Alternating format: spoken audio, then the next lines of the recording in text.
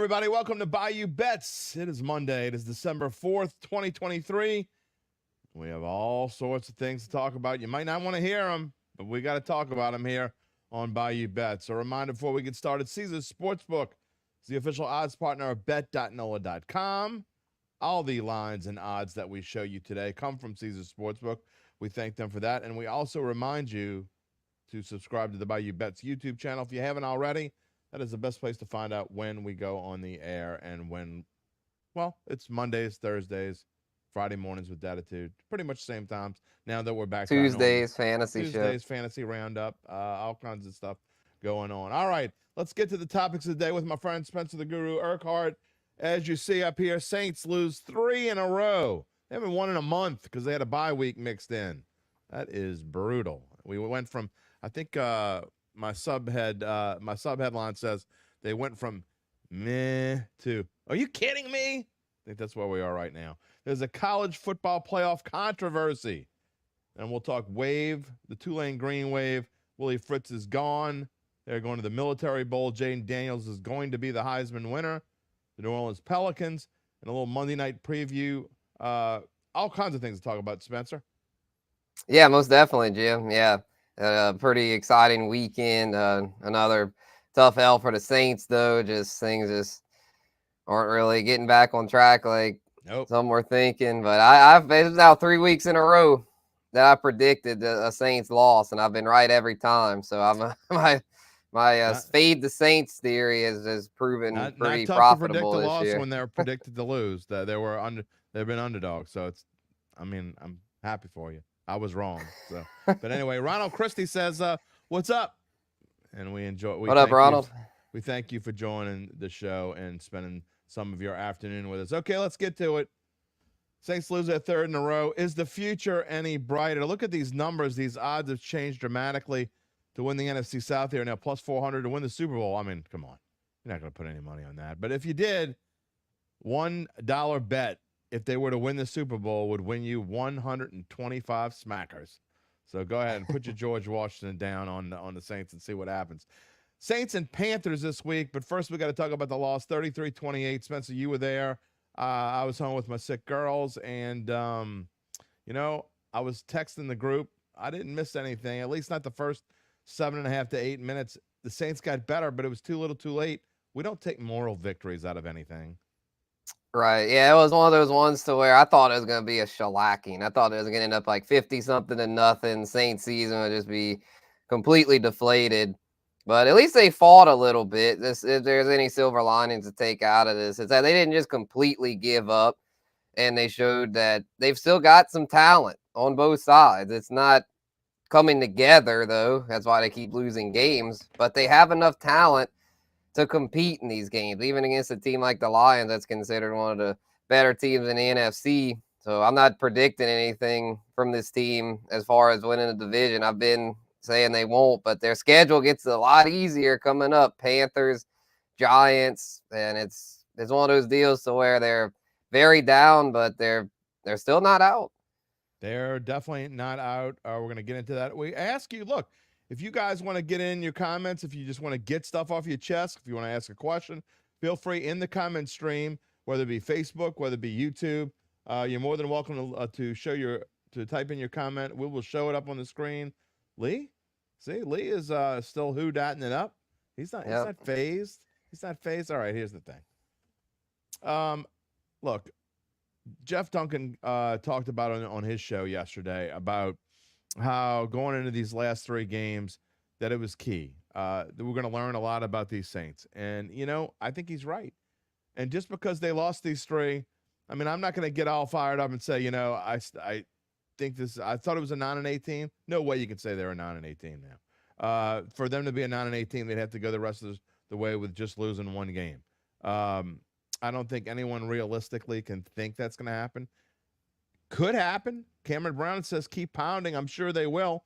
But here's the thing that bothers me. It's like, why does it take 8 minutes for a team to show up? I mean, we've talked about games in the past, Spencer, where it's taken them whole halves. They wouldn't show up in a half, and luckily they weren't playing anybody worth a darn, and they'd be able to come back. Chicago. Think about the last win they have on their record. The Bears game. they played terribly in that first half and were able to overcome it because they played like they should have played the first half, and the second half end up winning by 7. But, if they don't come back and play a good game in that one, basically the season's over right there. Yeah, that's true. And as Cameron saying, keep pounding it. Or as Dennis Allen would say, keep chopping wood. Because keep chopping wood. Yeah, it seems to be the theme of this team. And chopping wood. They're a disaster. They're going to keep chopping wood, Spence. I mean, that's what I was saying. And they do that. I'll give them that. They keep things pretty close for the most part. They're not just like an utter embarrassment. It's not like they lose 50 to nothing every week. But in the NFL, just because they came back and made a game out of it and almost won, I'd call yesterday an embarrassment. Forget the score. When you don't show up for a quarter, that's an embarrassment to me. I hear you, because it's one of those things to where with Dennis Allen, it's like there's no, like you said earlier, Jim, there are no moral victories in the NFL. So it's like, oh, keep chopping wood. Well, who cares if you keep taking L's? It just, after a while, it just gets to be just disgusting. It's like, and it keeps saying, and the thing that frustrates me the most is that he keeps saying the same just cliche crap and nothing changes. Oh, we've got to get better. We've got to get better. Well, you're not getting better. You keep doing the same mistakes, and you made the game fairly close, but you still made the same fatal mistake, which is starting off sleepwalking. And until they fix that, it's going to be the same thing. And I don't have any confidence that they will fix it. I spent this morning on Datitude. If you want to go find it wherever you find wherever you get your podcast, just search for Datitude. It's attitude with a D in front of it. It's my on Mondays I have what I call Derry's Diamond. It's basically 45 minutes of my take on what happened on the day. And the way I spent this morning was I played a little game called Dissecting a Press Conference. And I went through Dennis Allen's press conference, let him spew his crap, and then I basically interpreted what he means. I mean, he talks about chopping wood. Does he realize there are 5 games left in the season? I mean, when you, like, in all seriousness, the old cliche metaphor, however you want to look at it, of chopping wood, when people chop wood for the winter, they do it in like September. They don't do it in December. It's already cold, dumbass. I mean, wouldn't you chop wood in September? Yeah, where's you? Yeah, you just getting started. You should have been at it. And I mean, all the wood's gone at that point. Everyone else, all the other teams have chopped their wood. Now you're just left with the scraps. Exactly, the squirrels have already hidden their nuts. Too late, Dennis Allen. Exactly, too late, man. It is what it is. All right, Nathaniel's asking, was it me that said Carr had a better arm than Winston? No, I never said that. Go find the clip. I think I might have said Carr should be the starter over Winston. But I never said anything about him having a better arm than Winston. So, no, that wasn't me. I'm not sure where you heard that. Chris is asking or saying they should win the next 2 games. Should is the key word, should, against the Panthers and the Giants. Jeff's, I guess Jeff Haspel's talking about Dennis Allen. Yeah. Tin Man. He needs to find the heart. I think Dennis Allen has a heart. I don't think this team really has a heart. Look, I'm glad, like we talk about, I'm glad they came back. But what were that whole first quarter, and you saw them sitting on the sidelines, on the bench, looking down. I'm just wondering, I mean, we've asked this question before. Has Dennis Allen lost his team?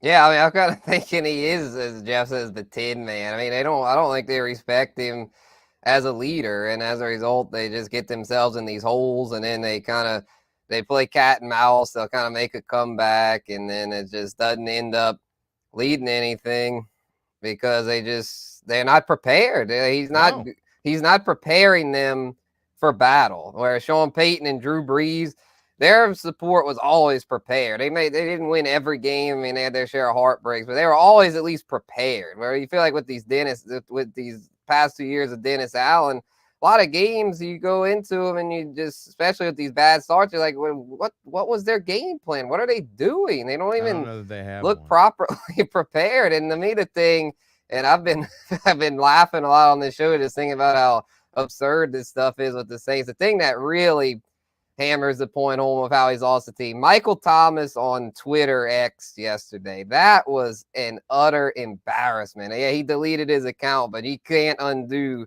the stuff he said on there. And I mean, he was speaking a lot of truth about how things were messed up, but you You're gonna can't have be to tell me what he said having because I didn't see one it. So of you're gonna your have to tell- active roster players. I know he's on IR, but you can't be having one of your players like berating your decisions like that. He Okay, was taking shots at Carr with the interception, saying that A.T. Perry was wide open, which we could see that. A lot of beat writers tweeted the same thing. And then he had said this little thing about how, like, basically insinuating that Carr just doesn't see the field well, that he's like blind or something. Like, it was just one of those deals to where, yeah, he was probably right, but you can't be having one of your own troops be just taking a poop on you in the heat of battle. I was trying to think of the right phrase there. 100%. That is the truth. And it goes to show, I mean, this is kind of off topic, but it goes to show to me that Mike Thomas, he couldn't wait for a chance to desert this team again. He didn't like playing with Jameis Winston, so he got hurt. And he didn't like playing with any of the other quarterbacks either, so he got hurt. He came in this year fired up because he thought Derek Carr was going to be the second coming of whatever, and this team was going to get back to, where it used to be. Guess what? It wasn't that team, and Michael Thomas is hurt again. How did that happen? I mean, that guy has got to go. And anyone who signs him, good luck. I mean, he might be good somewhere like a Kansas City or something because, Patrick Mahomes is never going to stink. Kansas City is going to be decent. But if he doesn't go to a good team, I mean, you're foolish. If you're a mediocre or not even that, if you're worse than mediocre or mediocre, you'd be foolish to sign that guy. I think you'd be foolish to sign him anyway. But look, he's a clown. All right, Alex is asking, do we think the Saints are still in the hunt? Or he says, do we think they have a chance? If I could get my mouse to work, there we go. Do we think they have a chance to go to the playoffs? Here's the deal. This is a nice segue because we only got about 3-4 minutes left to talk about the Saints. We talk about the odds to win the South at 400. I've been very vocal about saying the Saints are the best team by far in this division. And I mean that by talent-wise. They are the best team by far in this division. I said they were a value 2 weeks ago. I said they were a value last week. And Spencer has been on the Falcons. So far, as of now, looks like Spencer's right. But I'm not being stubborn. I truly believe this. If you wanted to bet, I'm not telling anyone to go out there and put money on it.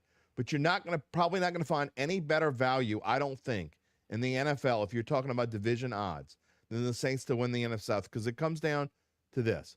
If they can win the next two games, and again, big if they can win the next two games, get to 7-7, they probably only need to win one of the next two after that. They're probably going to lose to the Rams. If they can go to that Falcons game at either 8-8 or even 7-9, there's a good chance that the Falcons are going to be the same. I think it's going to come down to that final game, and that's going to be in the Dome. Whether they win it, we'll see. The Saints will probably be a slight favorite at home. So, but as far as value betting-wise goes, there's no question in my mind the Saints have the best value, not only in the NFC South, but maybe the entire NFL to be a division winner. I kind of see your point, but the thing that concerns me is the Derek Carr injury. Because let's be real, Derek Carr, he's not great, but he's a lot better than Jameis Winston. I mean, we saw what happened yesterday when Jameis came in. It kind of just fell apart there, and because he's just not the complete passer that Carr is. I know Carr's got his flaws, but as a passer, I mean, he's got a pretty solid over the middle ball, solid deep ball. He's kind of like a jack of all trades type passer. He doesn't really do any particular thing well, but he's pretty good in all aspects. I feel like Jameis, though, it's like, yeah, he's got the cannon arm, but his decision making is terrible. I mean, there's a reason he's a backup quarterback. Yeah, he's got a great arm, but his decision making prevents him from being a starting caliber quarterback. So if Derek Carr ends up out the next few weeks and they're stuck with Jameis, then I hate to really get negative, but they might not win another game if it's Jameis. I mean, he looked bad yesterday. He looked bad. This is Jameis Winston won 5 games with the Saints before he got hurt before. I mean, it's not a different quarterback. I mean, they may be preparing him differently, or he may be preparing, but he won with this team before. This team wasn't That was any Sean better. Payton. Oh, That was come on. Sean Payton. I get it with Man. Sean Payton, but still. He beat Atlanta last year in Atlanta to start the season with Dennis Allen. I don't agree with that at all. Look, I'm not saying Jameis Winston is a savior or anything. I'm not sure that he's worse than Derek Carr, because I'll be honest. Derek Carr stunk up the joint yesterday until he got hot and completed like 15 out of 16 or whatever it was before he got hurt. And that's all fine and dandy. But Derek Carr has not been any kind of answer, and I was one of the main ones defending him. I can't defend him anymore. And look, I hope he gets healthy, but you're going to see Jameis Winston. I can't imagine the league. I think the league will step in this time. You cannot go and start a Derek Carr who is now in concussion protocol for the third time this season. I don't care what happens. He has got to sit this week. You cannot start Derek Carr this week. If you do, this should be an investigation, and I'm not being funny. You can't start a guy. I agree. Look, guy's got to sit down. And there's no reason to start him against Carolina. If you can't win against Carolina with with Jameis Winston as your quarterback, then your season's over anyway. And I'll tell you right now, if they lose this week, everything that I've been saying, I'll have to eat crow and be wrong, because there won't be any. You can't bet on the Saints anymore after this week if they can't win. Yeah, for sure. And then I guess to give Jameis a little credit, he's as a starter, he hadn't quite as bad. In these games they put him in, they've been trailing. He hadn't really been put in a good situation. So maybe as a starter, and he'll finally get his chance to start this week. I would think maybe he'll do a little bit better. But if he stinks up the joint as the starter and the Saints lose this week, then season's over. This is a true must win. If they lose this, week, it doesn't matter. Yeah, it doesn't matter who starts a quarterback. 100%. I'll say this, 100%. Nathaniel, look, I thank you for watching our show, but I don't think you're right on Jameis has won what? He won at FSU? This isn't college football. You got to name me something that Jameis has won. Not a whole lot. Derek Carr, I mean, they're both got the same kind of winning percentage in their career. I mean, it's probably not exactly the same, but it's pretty darn close. Your dad's telling us that you hate Jameis Winston. We get that. I mean, the thing that really just floored me yesterday in the press conference was that he basically admitted that he plays desperate. And it's like, dude, you're as a quarterback, you can't be heaving these freaking crazy passes all the time and playing so desperate. He's like, the greatest fighters, they would fight with desperation. And I mean, I don't know. I think what he was doing in that press conference, though, in Jameis's defense, is he was really ticked off that the fans weren't behind the team. I'll give him that. And I think he was frustrated more than anything. So I'm going to give him the benefit of the doubt. We'll see. Chris asked a good question. Can we change Taysom to be the quarterback on cross 25? Taysom cannot be the starting quarterback, and he can't be a quarterback for a long series of plays. But I will say this. I don't understand when they get a 1st and goal at the 2, Taysom runs for a yard, and then you pull him. That makes zero sense, but I don't know how many ways to say that I've said on this show 1,000 times. Sean Payton's little clipboard holder needs to go. He doesn't know how to call plays. He's in over his head, and he's been in over his head. And if they don't get rid of him after this season's over, talking about Pete Carmichael, if you haven't figured it out yet, I don't know what to tell you. I really don't. So we'll see if they do or if they don't. They better. And I did say this morning as well for all the Dennis Allen haters out there, and there are plenty of them who think that he's gone. I was said there before yesterday about a 90% chance he stays. Jeff Duncan's right. There was something yesterday that was different, and it wasn't just the sea of blue that was in the bottom bowl, and it wasn't just the booze from the terrace. It was a combination of things. I don't know that I feel that way anymore. Maybe people will listen from upstairs. I don't know. I think it's 70% now.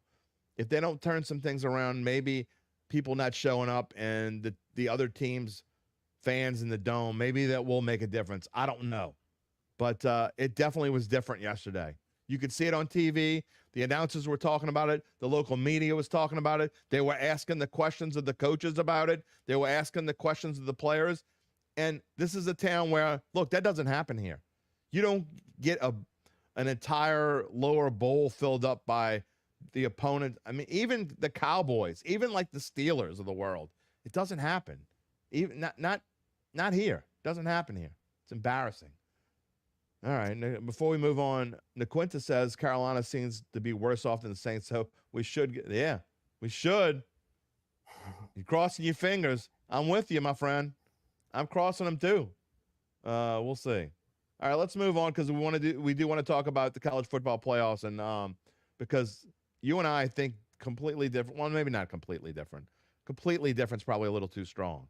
I have a very strong opinion on this. We're going to bring in Gabe Henderson in just a minute to talk about this, but I just think it's insane what happened yesterday. I'm not sure what else Florida State could have done to get into the college football playoff. I mean, I get the quarterback was hurt, but they still have a pretty good defense too. That was completely ignored in making this decision, and I just feel like the committee said, you know what? We're going to listen to the people, and we're going to make the people's decision and not make the realistic. It's about money, Spence, and that if the people want Alabama and Texas in, they're going to get Alabama and Texas, and they don't want to lose ratings and lose money when it comes down to the national championship. Yeah, well, in defense of the committee, they were in a no-win situation here because if they had put in a 13-0 Florida State, people would be complaining, how could you leave the SEC out? And then they put Bama in. How can you leave an undefeated team out? So they were in a no-win situation anyway. And in Georgia, some people were upset about them being left out too, being that they had lost 29 in a row and then just had the loss to Bama. So they were in a no-win spot here. I mean, they had to put Michigan, had to put Washington, pretty much had to put Texas, even though they weren't always impressive in Big 12 play. But yeah, they beat Alabama. And I straight forgot up to fix that record, by the way. Obviously, Texas is not 6-6. In doing this graphic, I just whiffed on fixing Texas graphic. Look, before I bring in Gabe, I do want to. There's a question that I didn't get to answer from before. It's not on. What's up with Jake Haener? Is better than anything we have? How would you know that? How would you possibly know that Jake Haener is better than anything the Saints have? Well, if they lose Sunday, maybe they'll try and. No, they won't. Not a chance in hell Jake Haener starts a game unless Derek Carr is still in concussion protocol and Jameis Winston gets hurt. That is the only way you will see Jake Haener play, I promise you. Mr. Horace is saying giving the Saints a +400. All right, let's bring in Gabe and talk about this. And I'm going to give you here. The floor is yours, sir. You know how I feel. I think most people know how I feel about this decision. You go 13-0.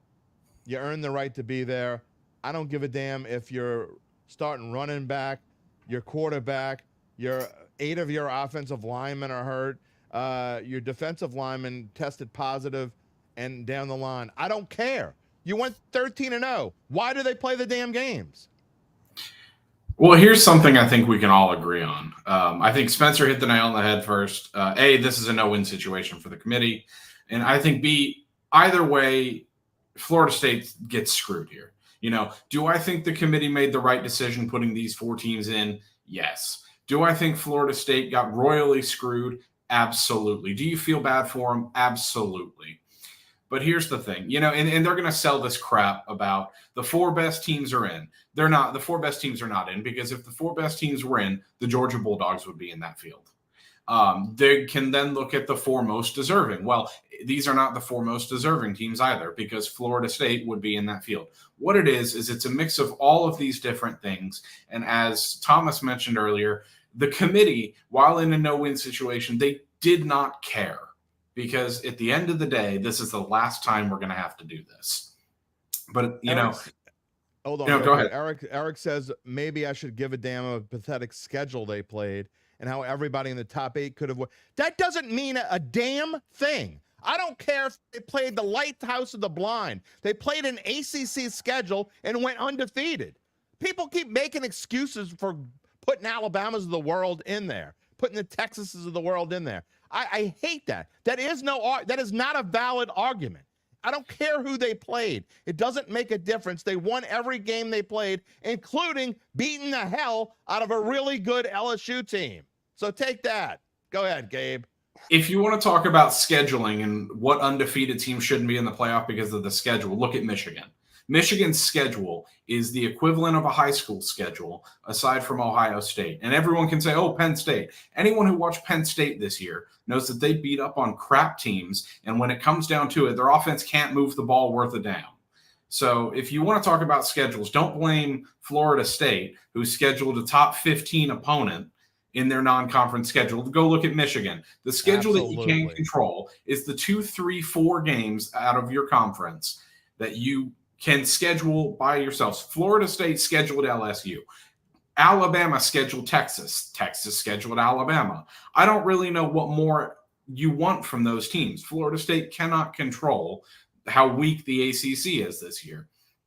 But at the same time, and we can debate this all we want, and TCU's loss last year to Georgia really screws Florida State here because people do not want to see that again. You know, Jim, I mean, you saw us deny that. Yeah, Spencer That's a good point, Gabe. That's a good point. Yeah. No one wants to see that happen again. And here's the thing with these 4 teams, you will not see that because Michigan and Alabama. You saw with Florida State either. No, I'm not. There's a potential there you could have because they have something that TCU doesn't have. They have a defense, and people keep ignoring the fact that they lost Jordan Travis, and it's a terrible loss. I get it, but first of all, on Saturday night you saw the third-string quarterback play, not the quarterback that would have been playing in the playoffs. And secondly, I haven't heard a single person talk about how well their defense played. I get that it's Louisville, I understand that, but they played well against Florida in the swamp as well. Do we just ignore these things? Because no one, I mean, I heard the term eye test all weekend long, over and over and over again. But no one cared that Alabama was a 4th and 31, give me a break, got lucky, a 1%er that fell in the right place to a team that had just lost to New Mexico State, for crying out loud. Oh, we're not having this debate. You know what they would have done then? And I think you agree with this. They would have put Georgia in. Yeah. And here's they definitely would have. Florida State was out because of the Jordan Travis thing. They're scared that they were going to have no offense. And as a result, they don't want to risk that and have a bad showing on TV. So because of Jordan Travis's injury, Florida State got hosed. I actually disagree in one sense here. I think the Jordan Travis injury wasn't the thing that screwed Florida State most. I think the thing that screwed Florida State most, because, a few weeks ago, anyone who watched the show knows, I thought Florida State was in. I really did. And it needed a perfect storm, and that perfect storm happened. I think the thing that screwed them most was Louisville losing to Kentucky, because that Louisville win would have looked a lot better if they were a one-loss team. I don't think it would have changed anything, but I do agree with you that it made a difference. It did. And here's the thing. If you look at eye test, once again, it doesn't come down to eye test. And Jim, I agree with you in this sense. Anyone who spews the eye test crap is right, because Michigan, you look at the eye test, they passed it. They had some close games. Alabama, you can bring up the Auburn game. Washington didn't look great down the stretch. They won when they needed to, though. Texas didn't look great down the stretch. I mean, we forget that Georgia struggled with Auburn. At least Washington, in their defense, I'll give Washington credit. They beat Oregon twice, and to beat Oregon twice, you're basically talking about a top 10 team. Although, who did the Pac-12 play? No one. The Pac-12 played no one. So, I mean, great. You beat up on yourselves, and you ended up undefeated. Both of those records, by the way, are wrong in the Washington-Texas game. I was using a template, and I forgot. The lines are correct, but the records are not. Look, and we saw the comments from people.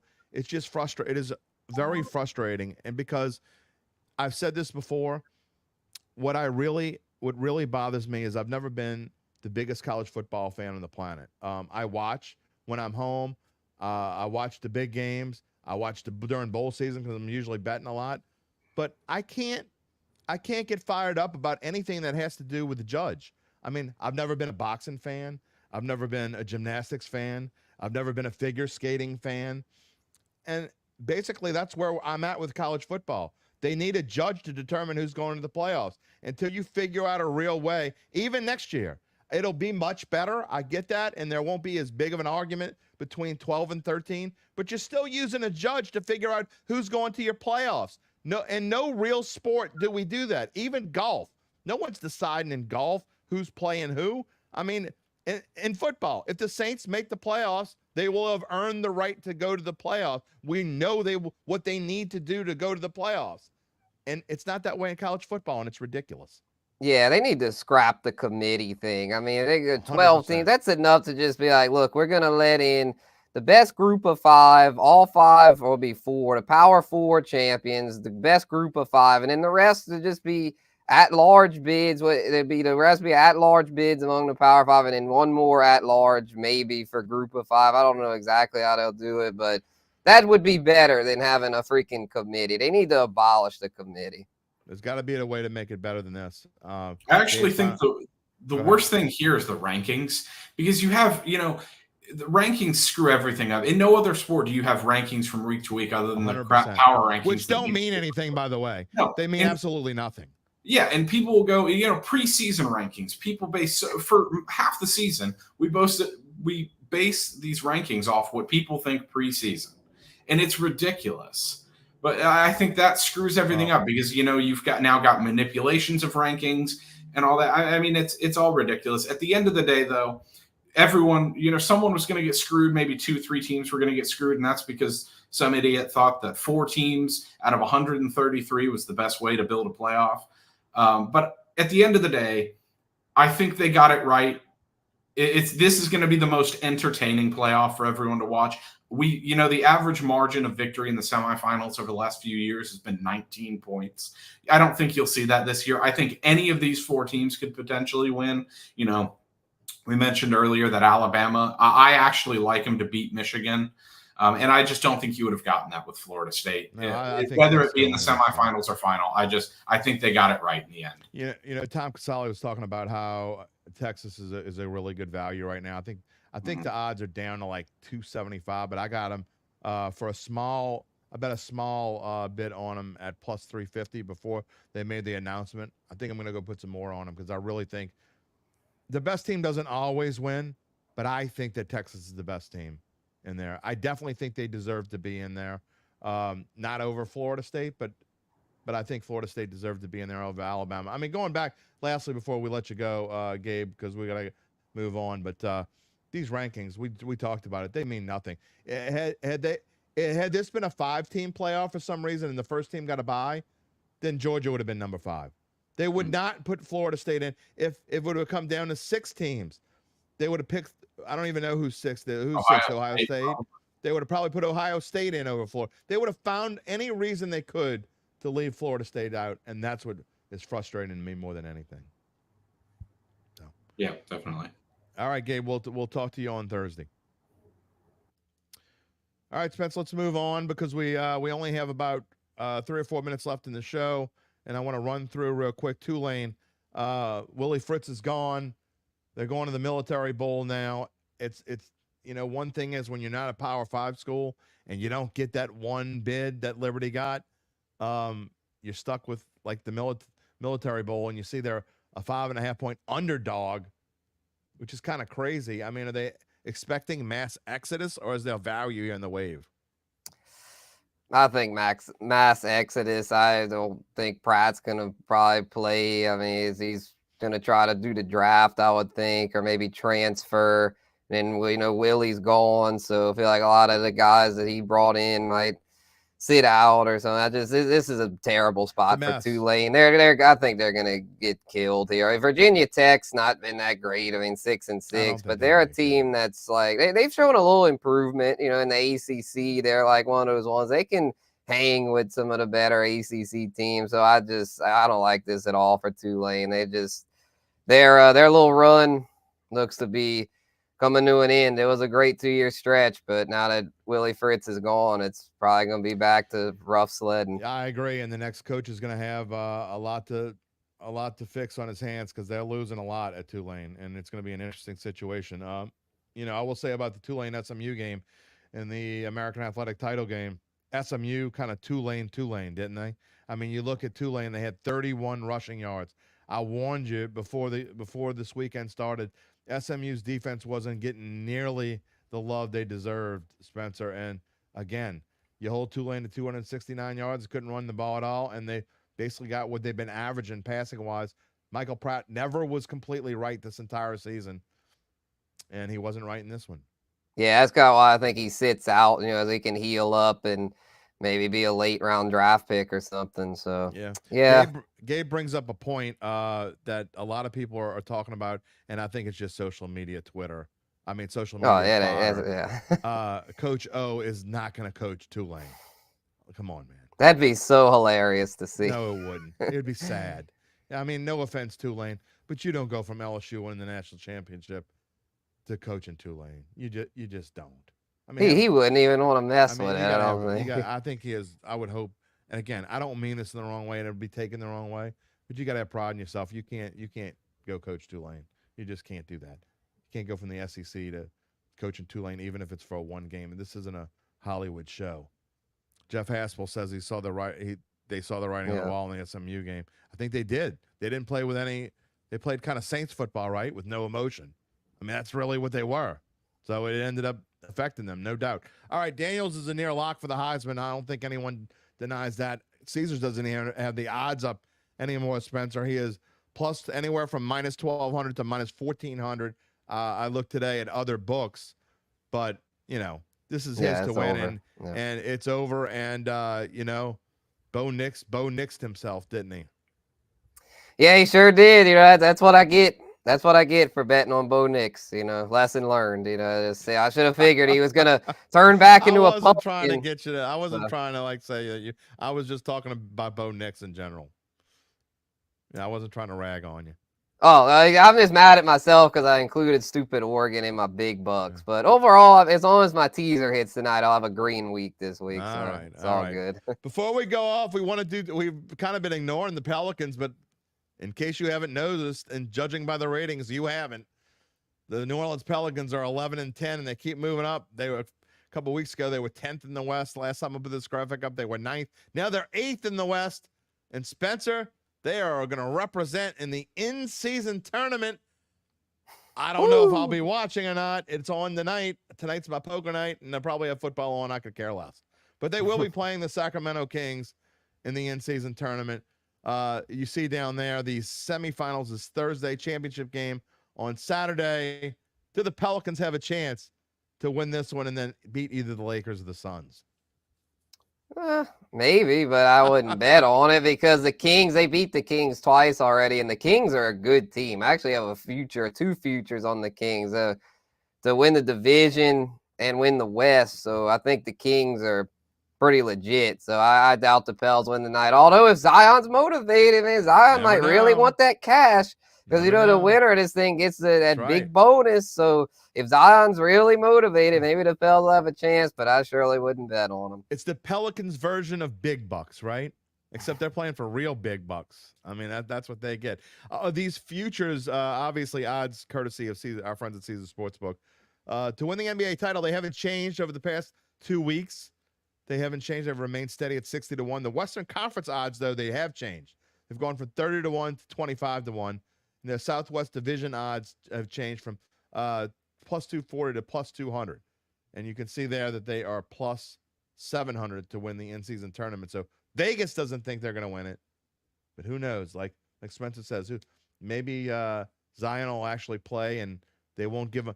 Could you imagine they got to Saturday and they said Zion wasn't going to play due to rest?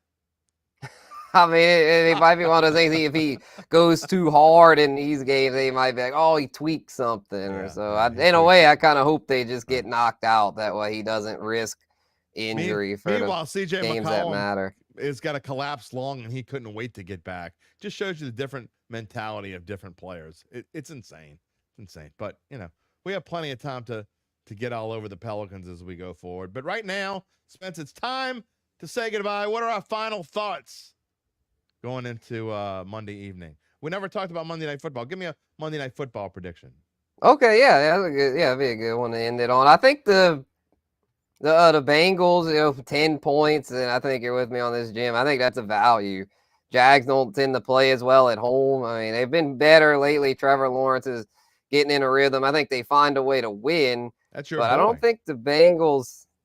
Oh, yeah, I'm still with him. I just don't think the Jags will be able to just completely shut Cincy down because they still should have T. Higgins back, and Jamar Chase is still doing pretty well even with the backup QB. So I think the Jags find a way, but to me, the +10 feels like a good play. I couldn't agree more. Generally, I've been on the under on Monday nights. I've been hitting those. I don't know that I love the under in this one. I think they've kind of adjusted a little bit. I'd probably that's say low. it's about right. I would take – this is not a game that I would play big in any stretch, maybe like a half a unit on the Jags. I mean, on the Bengals just to play it, but it's not going to be a whole lot. I do think the Jags win by a touchdown or so, but they played it. They've made it now to where you can't even tease it. That's what they've done with this line, basically. They've done that on purpose, but I don't think the Bengals are going to play. Speaking of over-unders before we go off the air, I don't know if any of y'all have seen the over-under for what game is it next week? Is it the Patriots? Who do the Patriots play this coming week? Do you remember? I'm losing my mind. Gabe's going to look it up. Okay, As we're on live TV. Oh, yeah, the Steelers, Thursday Night Football. There it is, Thursday Night Football. Here's something for you. 30.5. It is 30.5. That is, if it stays that low, that would be the lowest total in any NFL game since 2005. It has been 18 years since there's been a total of 30.5.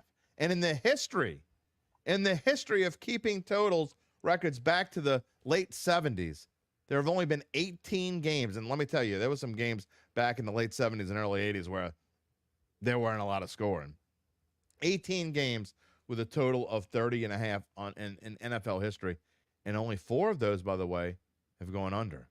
There's a little tip. Maybe you might want to take the over on Thursday night. Usually when they're that low, I take the under, but I'm not even going that far. Mitch Trubisky versus Bailey Zappi. Oh, I can't wait. Thursday night special.